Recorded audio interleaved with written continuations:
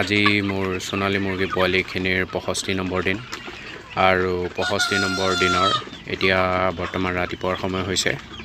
ৰাতিপুৱা প্ৰথমতে দানা দি দিছিলোঁ আৰু দানা দিয়াৰ পাছতে পানী দি দিছোঁ আৰু পানীত এতিয়া বৰ্তমান কোনো ধৰণৰ মেডিচিন দিয়া নাই, সুদা ঠাণ্ডা চাফা পানী দিছোঁ আৰু যোৱাকালিলৈকে লিভাৰ টনিক ব্যৱহাৰ কৰিছিলোঁ, যিহেতু লিভাৰটো ঠিক থকাৰ যথেষ্ট প্ৰয়োজনীয়, যাতে ভোক বৃদ্ধি হৈ থাকে আৰু যিমান ভালদৰে দানা খাব সিমান ভালদৰে ওজন বৃদ্ধি কৰিব মুৰ্গী পোৱালিখিনিয়ে। সেইকাৰণে লিভাৰ টনিক মাজে মাজে দি থাকিব লাগে, সপ্তাহ দুসপ্তাহৰ পিছে পিছে।